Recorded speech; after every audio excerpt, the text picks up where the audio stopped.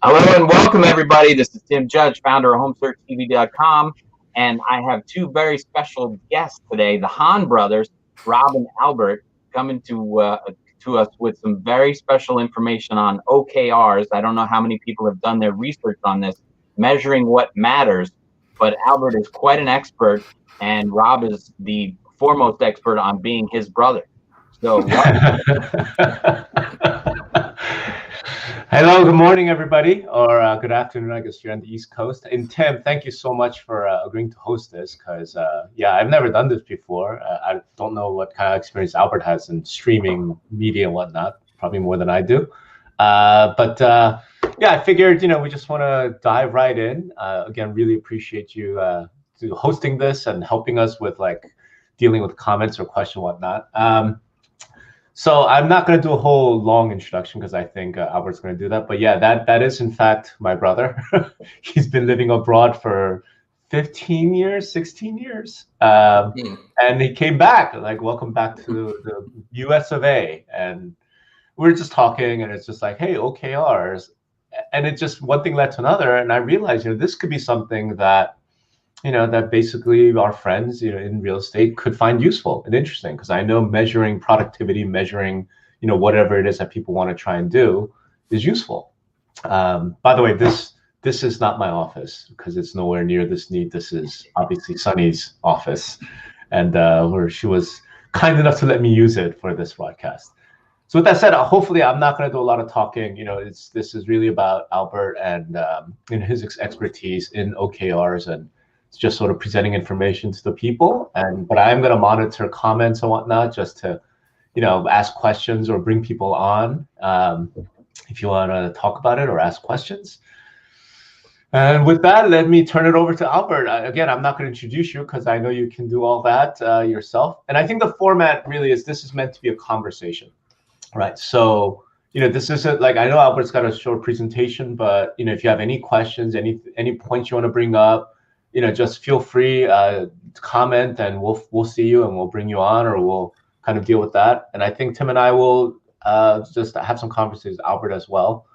So with that, it's all yours, bro. All right. Thank you for that amazing introduction. I think my primary identity has become your brother.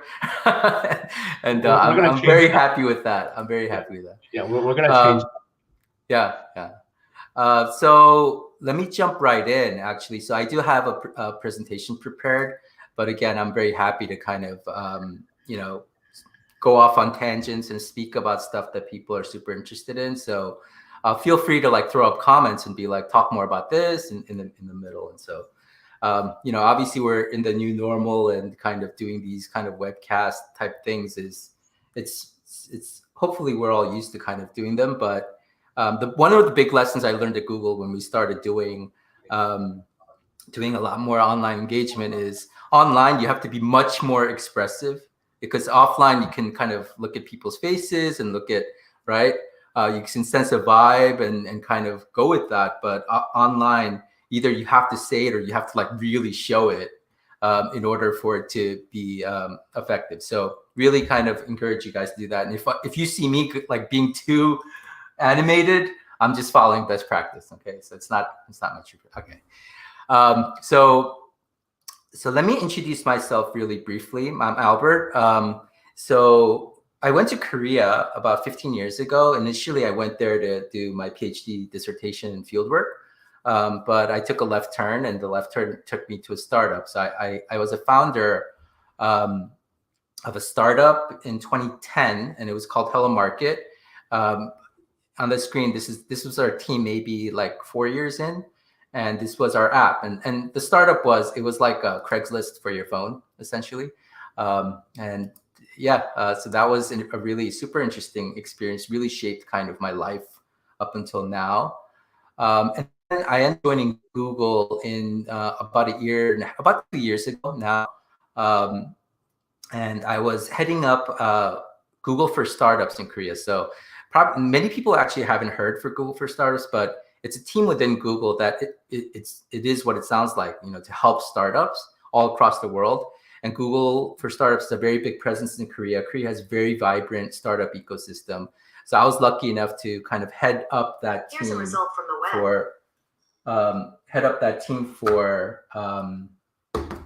For Korea. And so this was my team. Google has this campus for startups in Korea. It's this wonderful space, and we run a lot of programs for startups.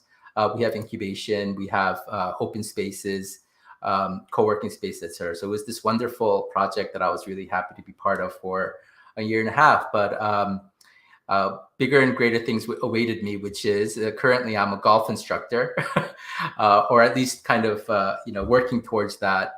And what's really interesting for me is that all three of these experiences, OKRs, have actually played an interesting part. So I wanted to kind of share that today. I think there's a ton of content out there about OKRs, and there's a ton of these talks. So I really wanted to talk about what happens when the rubber hits the road, and what are some of the good things that I've experienced, as well as some of the bad things. So it's great to be actually to really be able to speak my mind, because I'm no longer tied into anything or anybody. Okay, so I'm going to just really briefly go over what OKRs, kind of the history of OKRs for people who've never heard of what they are, or kind of what it came from. So in essence, John Doerr, this wonderful gentleman right here, is credited for being kind of the person who started OKRs, but actually he's not the one who actually started OKRs. He's more the person who popularized them. So he's known as the Johnny Appleseed of OKRs. The real credit goes to Andy Grove, who was this giant in kind of the tech world, who made Intel what Intel is, or who was very responsible for driving that company. And when John Doerr was working at Intel, he learned about OKRs there. And then he decided to leave Intel to join Kleiner Perkins, which for those who don't know, it's this giant kind of standard bearer VC in Silicon Valley. And when John Doerr went to Kleiner Perkins, one of his investments was in Google in '99. And one of the things that he did was he went to the Google kind of the founders, the leadership team, and presented OKRs. He said, I think this is going to be useful for you guys. And if you look on the web, you can actually see the original deck that John Doerr used to present, to make his pitch to the Google leadership about OKRs. And they dove right in, and it's kind of history from there, right? Between '99 and today, OKRs has really taken off. It's really become a very popular process, definitely within all the big kind of tech companies in Silicon Valley. It's very hot among startups. And what's super interesting now is that OKR is being adopted all across, right? Many different industries, not just tech and not just startups. So, which is why some of you guys who are listening, you are very forward-looking, and you're trendy, right? We're trending right now. So, in 2017, John Doerr wrote this book. Rob provided this this prop for me, which also really helped to popularize kind of the framework. And there's also he also runs a website. So John Doerr gets a ton of credit, but it was actually Andy Grove who really should be credited. But don't feel bad for Andy Grove, because interesting tidbit is when John Doerr was contemplating leaving Intel for Kleiner Perkins, Grove apparently said to him, John, venture capital, that's not a real job. It's like being a real estate agent. So don't feel bad for him. All right. Okay. So let me jump in now to what actually OKRs are. And I'm coming into this assuming that some of you know what they are and some of you don't. So this is very much like a primer, really. So O stands for objective and KR stands for key results. In essence, this is really simple. This is not rocket science, but in essence, O is saying this is the right goal for us to focus on right now. So saying this is our objective right now, right? Our most important objective. And then key results is saying, well, how do we know we've achieved this objective? Well, we set key results to say once we accomplish these key results, it means that we have accomplished our objective, right? So that's really straightforward and really easy, hopefully, right? When I run you through some examples, I think it'll become clearer. So what's a great objective? So once we start getting to details of OKRs is when it starts to get a little bit complicated, but I actually don't think that the concepts are that complicated. So what's a great objective? The first thing objectives is you don't want a ton of OKRs. You don't want a lot of objectives, right? The fewer objectives you have, the better. So, typically a company will have a ton of things that they're doing all the time. And if you put all of those into OKRs, the OKR loses its effectiveness. You really want as few as possible, because what you're saying with OKRs is this is what's important now. It doesn't mean other things are not important. It just means this is the most important thing. So definitely the fewer the better. If you have too many OKRs, it's probably a sign that your priorities aren't clear, and that you don't have a laser focus. And that's really one of the key benefits of having OKRs. The second thing about objectives is that you want it to be ambitious. You want it to be ambitious, and you want it to be actually a little bit uncomfortable, right? You want somebody to, like, when you set an OKR, you want some people to be like, can we actually do that? Right? But you also want it to be ambitious in that people want to be, you want to be excited about it. You want to be like, hey, this is a great objective for us. I'm super excited for us to kind of go after it. So that's a really important element. I'll get into as we go along. And finally, what's really important about the objective is it has to be clear and easy to understand. So I've seen OKRs where the objective is like written out in this long kind of sentence with all these qualifying kind of, adverbs and adjectives and, some corp speak bullshit or whatever, and, to try to provide flexibility. That's not a good OKR. I think a good objective is when it's super clear, when anybody in the company, down to like, the reception, like whoever in the company can say, this is our company's OKR, right, for this quarter or for this year or whatever. So that's really important. If I move on to key results, so this actually, I think key results is actually kind of the highlight of OKRs. So objective is super easy, right? Or it's relatively straightforward. It's actually harder to set good key results because with a good key result, what you want, first of all, is you want the key result to mean that, the objective is being advanced. So some people will set key results and they'll achieve them, but you walk away from it thinking like, does that mean we've actually done our objective, or have we kind of contributed to it, right? You want your key result to be very like central to whether or not your objective is being achieved, okay? It's very, very straightforward. Secondly, you want your key results to be quantifiable, measurable, and to be able to be graded objectively on a spectrum. What I mean by that is you don't really want yes, no key results, right? You want something that has a scale on it from 0 to 10, let's say. Typically, it's a 0 to 1 scale that people use in key results and for OKRs in general. So the more numbers you have, right, the more specific you get, the better the key result is. Okay. The third point is that you want your key results to be something that can be completed in that bounded time frame. So typically OKRs will run quarterly. It doesn't have to run quarterly, but typically quarterly is a nice kind of interim. And you want the key results to be realistically something that makes sense in that time frame. Right. And finally, you want multiple pathways to key results. And so what I mean by this is you want the key result to not be like telling you what action that you're going to take. The action follows, right, the key result. So in other words, if you're and there's some flexibility here, but if there's only one way to achieve your key result, you're already kind of telling everybody what they should be doing, and you really don't want that in your key result.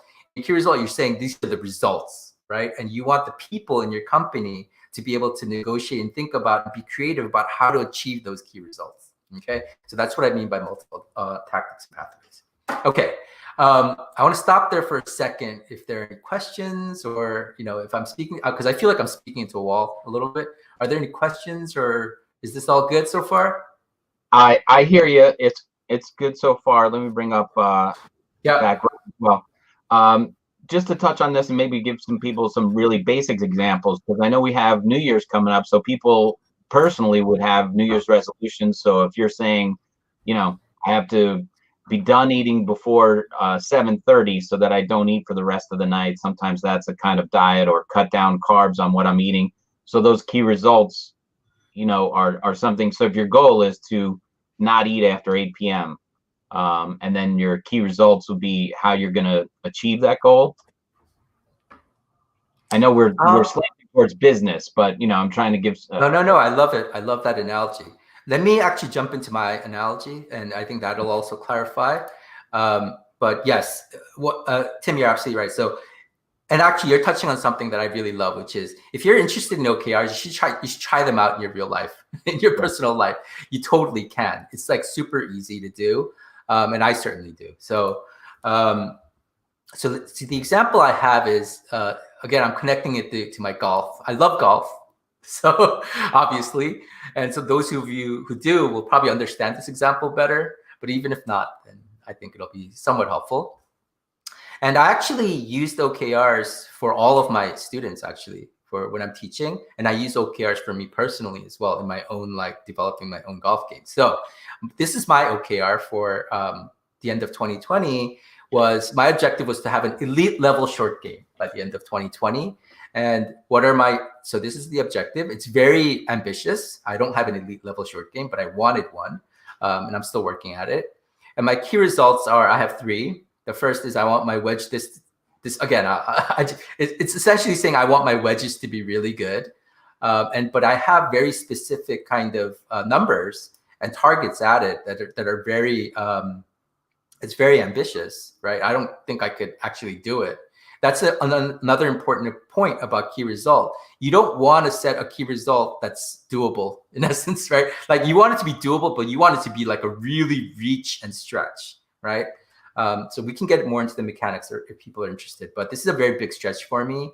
No 3 putts in all of my 18-hole rounds, and bunker shot save percentage 50% for the season. That would be like tour level, right? So I set really high key results, and then I collect the data and see how I'm doing, right? So that's essentially how OKRs work. Again, I want to encourage you guys to try it out in your life, even by yourself, because you'll be shocked of how helpful it can be to attaining your objectives. Okay. So here's a really great question from the comments here. Rosemary saying, how concise does the objective need to be? That's a great question. So, and I'm going to give you a not so great answer, which is it really depends. So this is one of the things about OKRs that I want to push through, is that OKRs, if you just use it as like, here's the objective, key results, and let's go at it, then you're really not taking full advantage of what OKRs do. What OKRs actually, in my belief, it's most powerful because it encourages communication. It encourages negotiation, encourages discussion. And so if you have a very kind of bad OKR, right, but it's something that your entire team is down with, I say go for it, honestly, right? So, even if you have this awesomely stated OKR, but it's essentially just you that believes it, like as the CEO, let's say, right? And everybody else is kind of like, okay, then that's already a failed OKR, in my opinion. So that's a much more important factor, in my opinion, of setting a good objective. And it's a horrible process when you're sitting there convincing people how good your objective is, right? It's already like dead at that point, right? And so it's much more important what people in your company are willing to bear, and what people in your company as a whole understand as easy to understand and as good objectives. So there's an education process here that that I think is actually the real value of OKRs, right? Like, so I know that was a very kind of neither here nor there answer, but that's the best answer that I know. Basically, OKR is just tied into your goal with specific results, right? Or how you're going to measure how you succeeded at your goal. So, am I right on that? It is. And so again, we can have a discussion just based on this question, to be honest with you, for like an hour. All right. And the answer that I want to give again is that even if it's a horrible OKR and these are not, and you have bad key results, I think if you stick to the process, it yields benefits. And those are the true benefits, is what I'm saying. Right. So, because again, if you tie it in with like performance reviews, or you turn it into like a KPI thing, then it starts actually to lose its effectiveness, in my opinion. Right. The entire point of an OKR actually is to provide clarity, and it's the whole point of OKRs, in my opinion, is you're trying to empower people, right? You're not trying to like snap whips, right? You're not trying to like drive KPIs necessarily. It's really about getting people all on the same page, right? And so if you can use that process as a way to kind of bring people into the conversation that you normally wouldn't, and to have an opportunity to kind of hook them in really into what the company is trying to do and provide clarity in these things, then the process is what's more important. And I know that's like a really sad statement, like the process is more important than the goal. But in the case of OKRs, that really is the case. It's really the way that it's designed is for it, to provide those kind of benefits. Having said that, if you were to use it in a super mechanical way, and you have somebody's like, this is what a good objective is, and one of your employees like, I don't really agree with that objective, or I'm unclear about it, and the person's like, no, you just don't understand OKRs, and I understand them. I went to a workshop and I listened to Albert, and I know this is what a good objective is, and this is what you follow it, you've already failed, right? So I really want to emphasize again for everybody here listening to learn what they are, right? And it'll change for every company. There are certain companies that have OKRs that in traditional senses, they're like breaking all the rules, but it really works well for them, right? For what it provides. So this is one of my big points that I'll make later, and I'll make it now, which is OKRs is not like this magic wand and like you follow the best practices of OKRs and somehow that's going to yield good benefits. That just doesn't happen. It's a framework, and how well you customize that framework to make that work for your company, is what's going to determine whether or not it's successful or not, right? And depending on the personalities there, and depending on where your company is, you can just use this framework more effectively. And so there are no straight like, like there's no OKR arbiter who's going to come into your company and say those are bad OKRs. Who cares? Like if they work for your company and it helps to drive some of the benefits, then use it in some way, whether or not it's this completely bastardized version. So I know that's like not fully satisfactory. I know people, and I've gotten this from startups as well, like we're like, no, but I get that, but can you tell me what the best way is? And I'm like, look, if I tell you what the best way is, and I've seen it happen, and they try to apply it, it just doesn't work in their company culture. It just doesn't work because it doesn't fit in with some of their existing processes, then it's a wasted effort, right? So I really want people to own OKRs for the company, right? And to turn it, mutate it into something else that's completely different if it works for you, right? Hey, so that's a really important lesson. Hey Albert, if you want to click over to the comments tab, I think there are like a bunch of questions. Okay, awesome. A couple of them real quick. Yeah. I put up one I see is Brewer, time limit. Is that a factor? Yeah. It's really important, right? So it's really important how you want OKRs to be spaced out. Okay, so let me give you an example. So if you're, let's say, an early stage startup, your cycle might be much faster about how you look at your goals, right? So in that case, you might want like weekly OKRs, right? Or you might have monthly OKRs. For bigger companies, I think it's quarterly makes a lot of sense. Maybe even biannual, right? Or annual OKRs. Or you can also have annual OKRs, and underneath the annual OKRs, you can have quarterly OKR in annual OKRs. So you can kind of divide it and add it up. Now, here's the thing, and I'll get to this late. Hopefully, I'll get to this later. Is OKRs take a lot of work, actually. Not just like setting them and letting it go. It's about setting them, and there's a lot of additional things that you're doing along with the process. So if you're switching OKRs all the time, especially in a bigger organization, it's going to feel like we set that objective like, yesterday. What are we talking about with new OKRs, right? So really, again, depends on how fast the company's moving, how the size of it, how well you have the system set up, how well everybody in the company is already kind of aware of OKRs and familiar with writing them up and sharing them and so forth. So figuring out that cadence is a really important part of getting OKRs to be effective for your company, right? So you might think like quarterly really works well, but once you do a review, you might say, why don't we just have annual OKRs, right? Like that's enough for us. But if you're a startup company where 1 week feels like a month or feels like a year, then yeah, you have, weekly OKRs.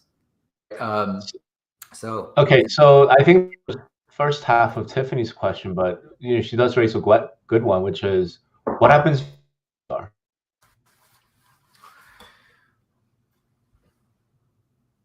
Yes. Oh God, such great questions. I'm so happy that I thought it was going to be like us three talking about OKRs. So happy with these questions. So would it be a good idea? So typically what a large company does, what Google does is, and a lot of tech companies do is, you'll have annual OKRs, right? You have annual OKRs, and then based on the annual OKRs, you're going to have quarterly OKRs, right? So that's one way to do it. Now that adds complexity, right? Immediately, right? So for instance, you have COVID happening, and that's going to change everything. So then you have to redo your annual OKRs, or if you, right, in a severe instance like COVID, or like these black swan events, or something external or internal that changes everything, you're going to have to like actually go back on the work that you've already done. So typically you want some stability in your OKRs and to be, planned out better, right? And then you can be more flexible with your quarterly OKRs, right? So that's typically how it goes. Now, having said that, let's say you set your OKRs and you find that they're like completely bad, like 1 month into the quarter, you're like, oh, that was just so bad. Then why not? Why not like change your OKRs? Why sit there with bad OKRs, right? Like there's no law saying, right? I mean, especially if the entire company is feeling like these are really outdated OKRs or they're really very, very ineffective, then leadership should be able to stand up and say, we're going to set new OKRs. Now, this is one of the reasons why OKRs takes a really long time. And this is a point that I've prepared, but I'm happy to talk about it now. It's why it takes a really long time. It takes a longer time for a company to get used to them than you imagine, right? And the reason why is because you have to get used to what's like a reasonable time frame, and then also what are kind of reasonable OKR expectations that we can have, and then do a review on them. And then you set your next quarter OKRs, and you have to walk through that process a couple of times to know what's the right fit for your company, right? I can get into kind of actually putting that into practice, but I actually didn't want to get too much into kind of the mechanics of it today. There's a ton of this information out there, but my answer to it is, yeah, that it, again, and this is going to be supremely unsatisfactory, but it really depends on your company. It depends on your company culture. It depends on how much you're dedicated and devoted to it. And it's a process of learning that takes, frankly, I think it takes about a year, realistically. If you really want to you want to drive at it and you have a lot of commitment to it, it still takes, I think, at least about 3 or 4 cycle iterations for you to start really feeling comfortable with it and being like, okay, this is what works for us, right? So yeah. All right, and so let's do Alexander's question here, and then try and move on to as well, because there's going to be more interesting questions that come out as you keep going. So the question from Alexander Kuzmenko, sorry if I butchered your name, is what's the difference in OKR and long-term task?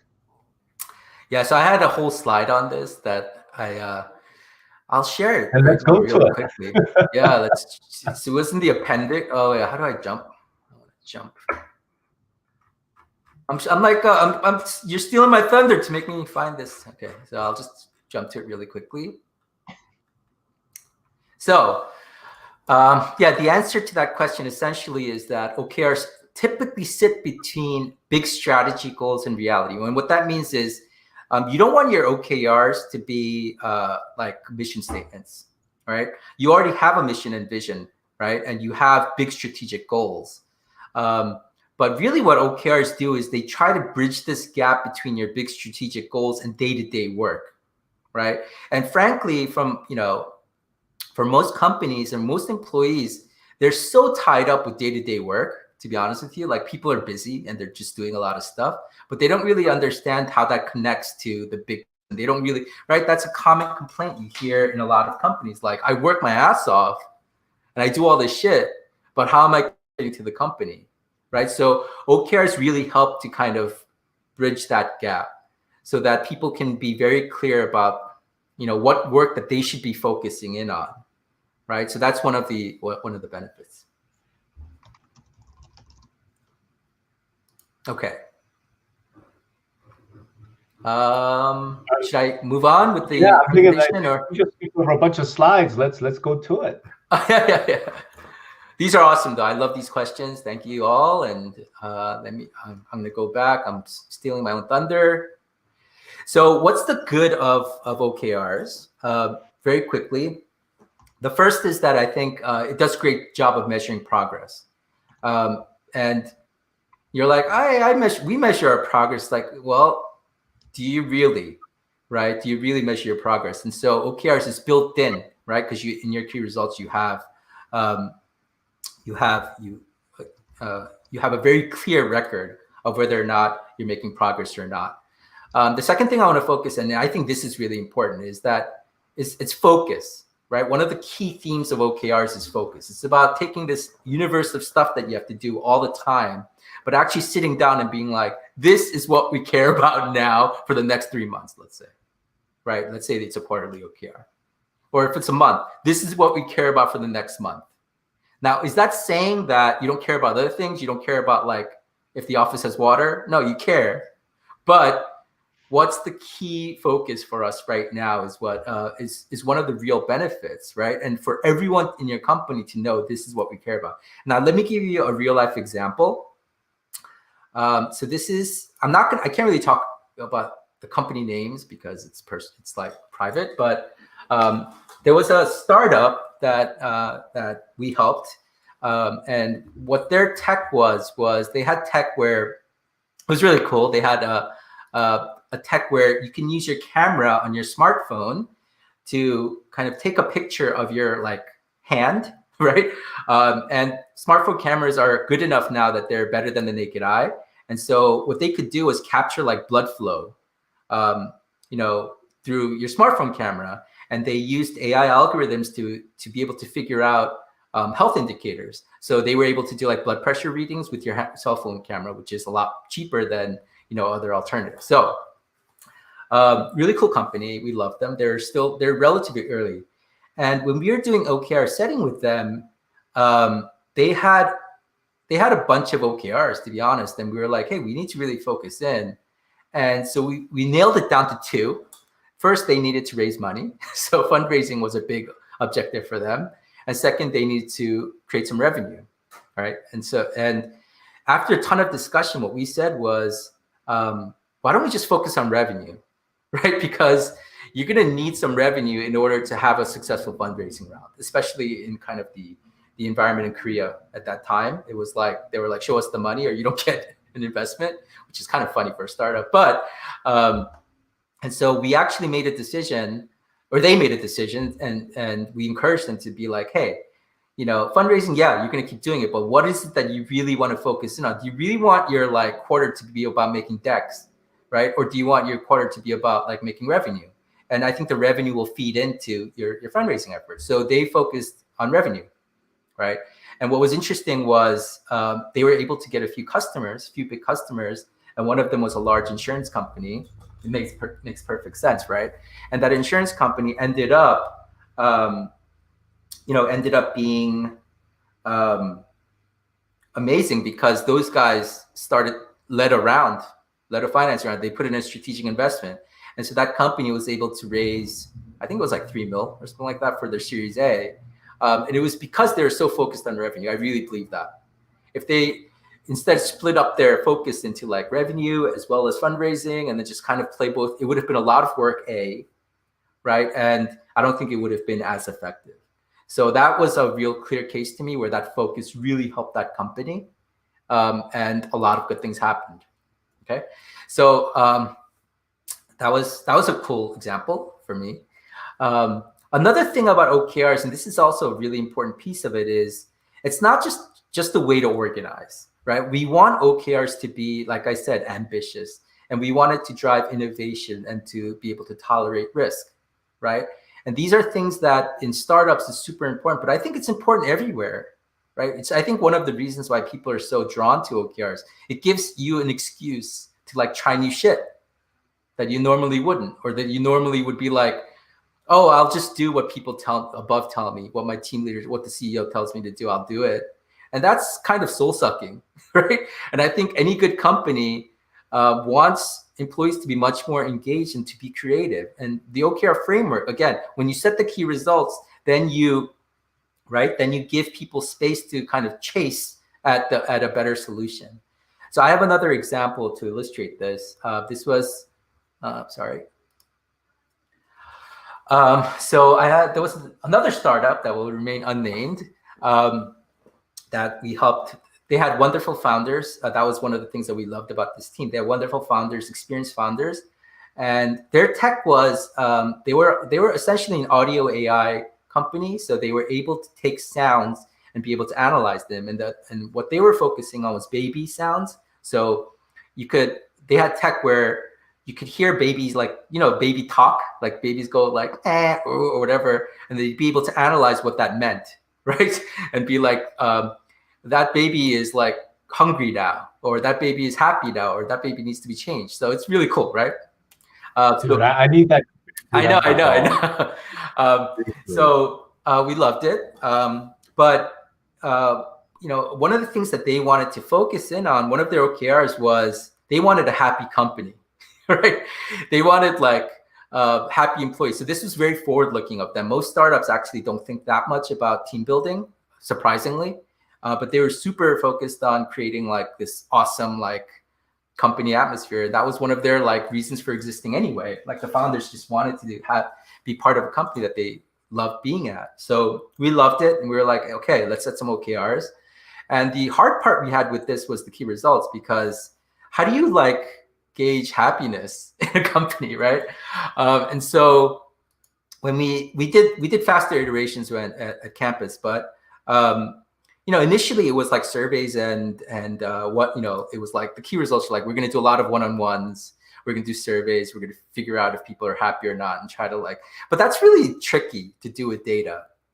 And one of the things that they actually did was they decided, and this is what I find so creative, was they decided to use their tech to be able to try to gauge happiness, right? So they had tech where they could pick up audio and be able to analyze it, right? So what they said was, we're going to figure out how much laughing there is in the office, right? And be able to analyze data and be, hey, if there's a lot of laughing going on, that's a good indicator that people are happy and are having a good time in the office. And if there's less of that going on, that's a sign that there might be something to work on, right? So how cool is that? And they ended up doing some pilot. The dev team, they developed that app in 3 days or something. It was insane.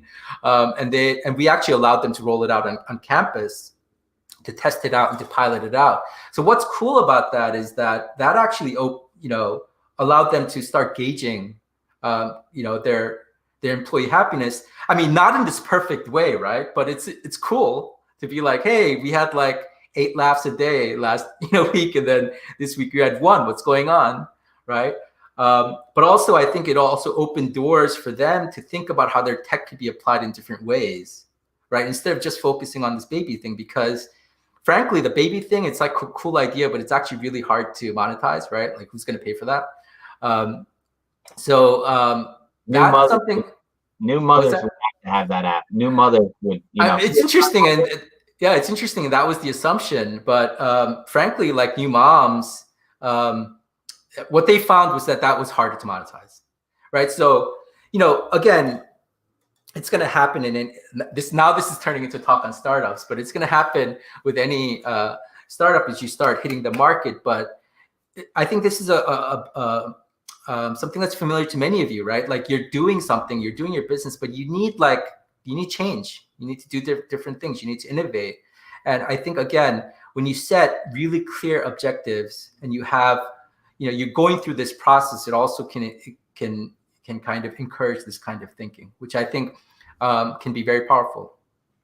So I sound like I'm selling OKRs, but I sort of am, but I also do want to address some of the downsides.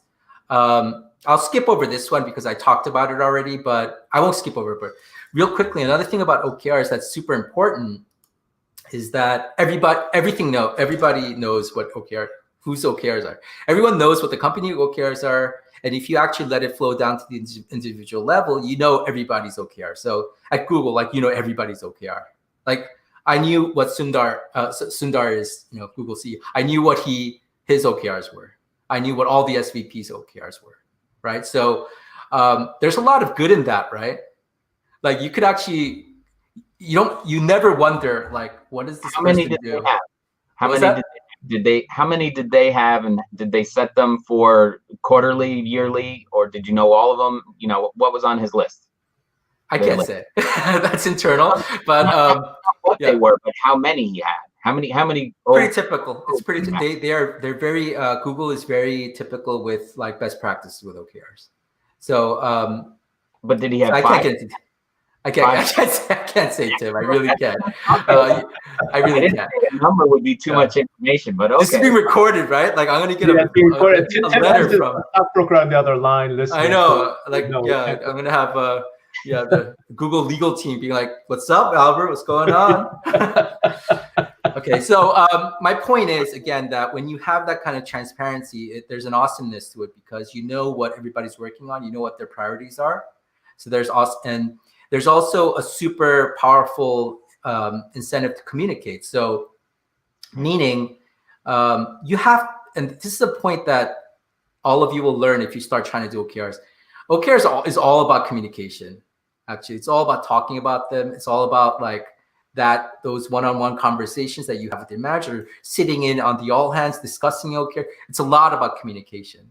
And so when you have this kind of excuse to talk about what is important for a company, how can I contribute, right? I mean, frankly, without that, when do you actually do that? When do you actually sit there and talk about hey, what's my importance to this company? Hey, right? let me jump ahead because we're like 43 minutes in, and I know okay, sorry. One of the most important questions out of this audience, right? Which is the unique thing about real estate, right, is you don't really have employees. I mean, of course you do, you have some, but the really unique thing is that you have these real estate agents who are 1099 independent contractors, and very often, they're sort of running their own businesses, right? So I know this is I just feel like this is going to be a question from the community. Like, how would you go about doing this when you're dealing with people whose interests maybe aren't 100% aligned with yours? Like, let's say I'm a broker, right? And you think about the way that real estate agents are compensated, it's on a split. So, the agent gets a certain percentage and then the broker gets a percentage. So there's a weird sort of conflict there, right? So think about it in those terms. Yeah, communication, all of that. Like, could you imagine, how would you go about trying to install this in an environment like that? Yeah, so the quick answer is you don't. So if people don't feel like they should be part of a team, then OKRs kind of lose importance, right? But the second part of the answer is the thing about creating OKRs is that it's a collaborative, negotiative process. So it's not like me, and that's the thing. You can't be. This is what a surefire way to fail with OKRs, in my opinion, is the CEO or whoever the leadership is says, these are the OKRs, start doing them. Get to work, motherfucker. Oh, sorry.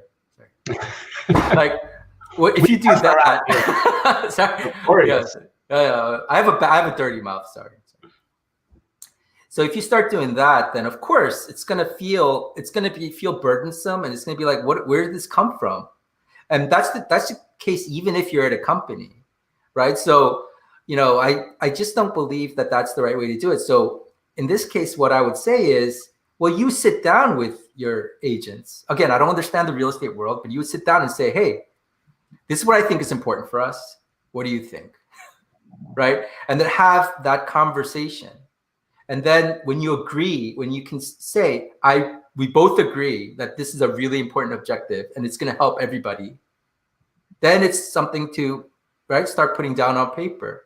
And then you say, well, what are the key results? Because key results is relatively neutral, in my opinion. Like if you are agreed on the objective, now it's about kind of mechanically figuring out what are the results that say that we're doing a good job on this, right? So if you've done that process well, and again, it takes some time to get used to. If you've done that process well, then what you're doing is you're giving ownership to the actual people who are going to be doing the work for your company.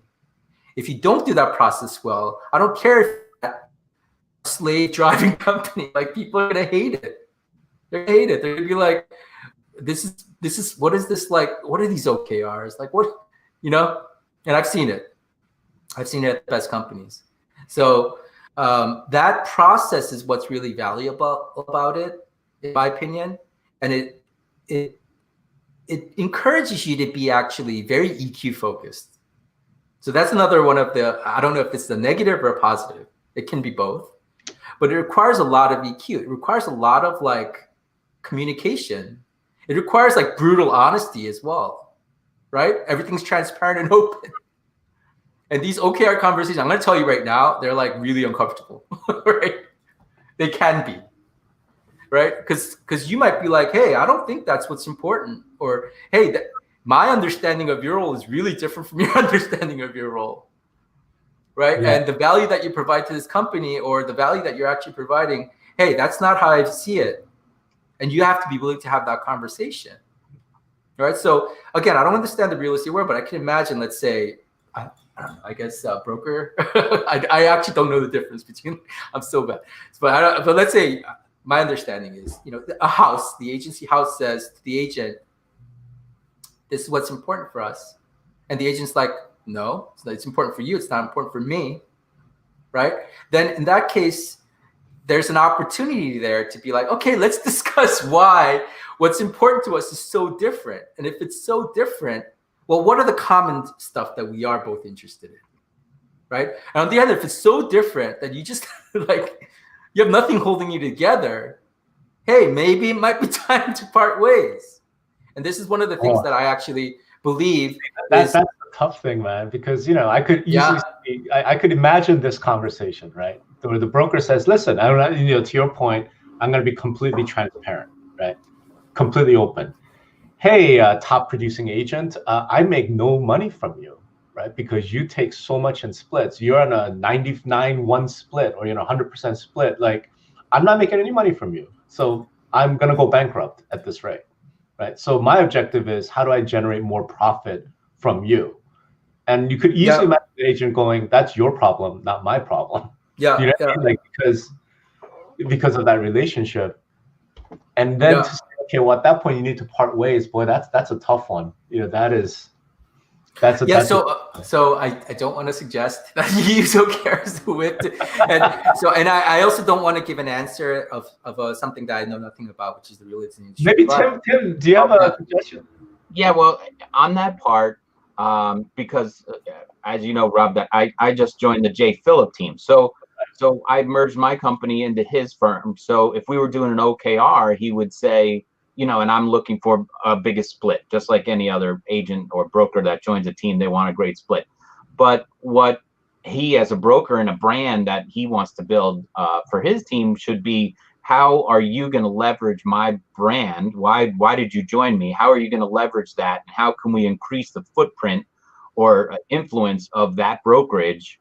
So yeah, he might think he's giving away the store to me for a 99% cut, but how am I going to leverage, and why did I join his team to make that work for him? So to attract other agents where he's going to get a 60-40 split or whatever he's going to do, you know, or build my own team under his brand and have agents that are going to come up and do that. So we would leverage that kind of OKR. That's got my wheel spinning about how do we do that and bring up other agents, new agents, or increase, you know, my own team size under the J. Phillip brand. Right, but I mean, I do think one of the ultimate interesting points is it almost feels like this OKR doesn't work if you're at cross purposes, right? So from a broker standpoint, if you have an agent who literally says, I don't give a shit about your profitability, then, you know, like Albert said, maybe it's time to part ways. Like that individual is never going to get on board, right? That individual is actually not going to help your company achieve your objective. And it's something that I feel like brokers, maybe this will lead to more of those conversations, which is healthy, right? Well, wouldn't you call that kind of like a lost leader? Like if you have some tremendous producer who's Right. taken, most of that, but they're out there obviously doing business. So that's your lost leader. Your name and your brand is getting out there underneath their team, or over their team, and then bringing in more business and more recognition for your brand. So, you have to, I know everybody likes some kind of balance or fairness, but that would be, you have to weigh that part of it. Yeah. So anyway, yeah, I want to also kind of take this opportunity to jump in a little to clarify also how OKRs can and should not be used, right? So typically, like, people kind of can very easily think of OKRs as a way to replace KPIs, right? So in other words, we know all companies are for profit. We know the bottom line is they want more revenue, that they want to make more profits. We understand that, but OKRs don't have to be like that, right? It can be a way to split that out. So I want to just kind of, back to Tim's point, there might be other things that are going on here. Like, we can set an objective here that we all agree on that doesn't move the bottom line right now, but it feeds into it in some way, right? And that might be the most important objective for us right now. So brand and reputation might be, a really important objective for us right now. And in that case, you can come to that agreement, right? You can find that common ground that feeds into both of your interests, right? So that's also part of what the OKR process is. And so before you turn it into a thing where this is going to be the law that rules everything, it should be something that is a guide to help get you on the same page more, right? And to make you more productive. So I do think that you can actually take OKRs and apply to even to very decentralized situations, right? I think you can do that. So, but this is what's exciting, right? Like, what if in this situation you described, which is like, it's just kind of like difficult to do OKRs in this situation when I hear it, right? It's like independent contractors and people don't care. Like, that sounds like a pretty big challenge. But what if somebody can actually make OKRs work in this situation, make it mutually beneficial, where the company can be, can gain some profit out of this beyond something that just shows up in the eyes, and also helps the agents, right? I can imagine that being a really powerful tool. No one's done it yet, apparently. Yeah. But the way to do it is to try it and to do it and to slog through it. And that'll be your comparative advantage. So again, this is me speaking a little theory speak, but I've seen it also in other situations where, in situations where you don't really see OKRs working very well, at least the effort of trying it produces some sort of expertise, it's always a good thing to try, even if it fails really badly, in my view. So I want to encourage you to not just think about the theory and be like, hey, this is what OKR is supposed to be. I want to encourage you to try it, right? It's easy to try, and then see what you get out of it, right? Because it's far better than not, right? Far better than just throwing your hands up and being like, it doesn't work, hey, and playing theory craft, right? And that goes back to my original point of, hey, don't just try to follow this like textbook view of what OKRs are, and try to fit in this framework to make it work for you. Maybe you turn it into, I don't know, like RE OKR, like real estate OKR framework, which is different rules, a different kind of paradigms. But again, I think that's it's a good start to be able to start exploring some of these issues. Yeah, I think that well, I want to mention that this is recorded and will be back on. It's a Facebook Live, and will live on Facebook, on Rob's Facebook page and mine as well, and then it is on YouTube, and we'll be pushing that out again on YouTube, so everybody will be able to rewatch this. And we'll follow up with that also. So if your questions come in afterwards, we can have Albert back and comment on those, or maybe do another. Maybe our objective should be do this once a month, We need to talk about our OKRs and how much I'm getting paid if I do this. I'm a poor golf pro. Listen, I know we have about 5 minutes left in this Facebook Live here. I just want to make sure that is there anything that anyone listening? Because I know, Albert, I know you have this whole presentation, but we've expected that hopefully we wouldn't ever get through it because it'll be. I love it. I'm so glad I don't have to go through. So really, a question for everyone listening is there anything that you're just really burning curious about that hasn't been addressed? If there is, because I've already asked my burning curious question, which is how do you make this work in a 1099 type context? And just judging by some of the comments, this looks like this will work really well in a team context. It might be a little bit harder in a brokerage context. Obviously this will work in more of an MLS or realtor association, those types of contexts. I think it would work. Yeah. It's just want to throw it out there if anyone has any burning questions that haven't been answered. Otherwise, I think what will be fun is what were your OKRs for this talk? I know you did. I know I had OKRs for this talk. Let's just go through it. Yeah. So my OKRs for this talk was this: take part in the most rewarding talk on OKRs ever. It's very ambitious, right? And I had 4 key results. The first was have at least 3 big group laughs, planned or spontaneous. Now I don't know how many people laugh. I think most people actually have this right now. They're like that. So. But if I had 3 big laughs, I would have been pretty happy if we had some big laughs. My second was 50% of attendees are motivated to move forward with OKRs in some way. 50%, if half of you listening are I want to try it out, or I want to study more on it, I think I've succeeded, frankly. So that's super important. And how would I collect that? I would survey, right? I'm not going to survey, by the way, but I would survey and then figure it out and be like, hey, I got 50%. Then next time I'm going to set it to 80%, right? So that's how that would work. The third was I need to enjoy myself, right? I want to be a 10 on a scale of 10. Frankly, I would say I'm 7. I would say I've definitely enjoyed myself, but I'm not I would do this over anything, right? But if I ever got to that point, I think that these talks would be amazing. So I hope this is illustrative of how this works a little bit, right? The key result isn't designed to be done. It's designed as aspirational, and it's designed to be educational. Hey, here's some of the weak points. And the key result 4 is get at least 3 free drinks out of this by the end of 2020. We have a month left. So 3, it has to be unsolicited. So already this key result is bad, right? But again, the point is these are quantitative. These are measures. I can go back and be hey, this worked. And my key result 1, 2, 3, I did good on. 4, I didn't. Did this objective? Did I fulfill this objective? And I would grade the objective as a average of the key results. So that's getting into the mechanics a little bit. But overall, I would say I'm 0.6, 0.7 on this out of 1. It usually goes from 0 to 1.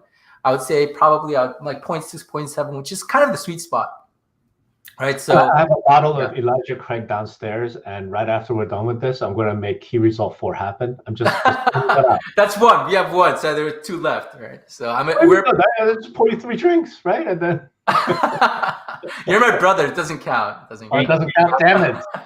Damn it! But I want to say again, thank you so much for people who tuned in and for the questions. I actually did enjoy myself. So, and if you want more information, definitely reach out to Rob.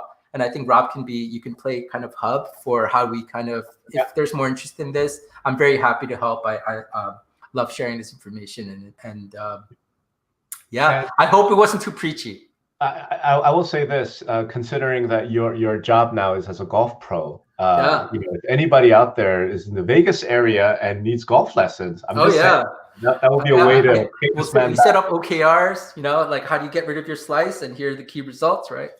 No, I totally do. I totally use OKRs with all my students. Were they physical drinks or virtual? Because Christine just got you 3 virtual drinks here. She just posted. Oh, that's too easy. No. This is where brutal honesty comes in, right? No, it's got to be real alcohol in my mouth.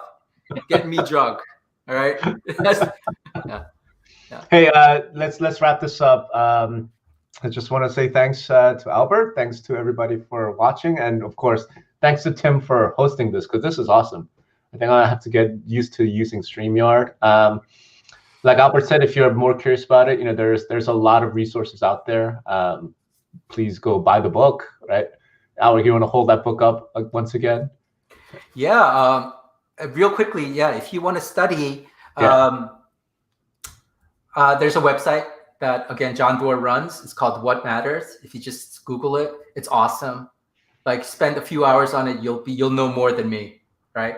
And also, Google has a website called read.work, right? Like regarding work, and it also has a ton of information out there on OKRs. So I think those are two good websites to start out with, and you'll know more just by spending a few hours doing that. So if you're so motivated to do that study, it's super easy. Yeah.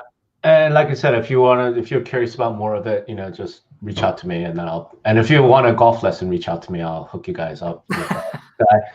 And once again, thanks so much for Tim for hosting this. Thanks, Tim. You're awesome. Pleasure. All right, guys. Thanks, Rob. I'm sure we'll do it again. Yeah, that'll be fun. That's fun. I'll put that on my objective right there. All right. All right, guys. Have a good one. Thank you.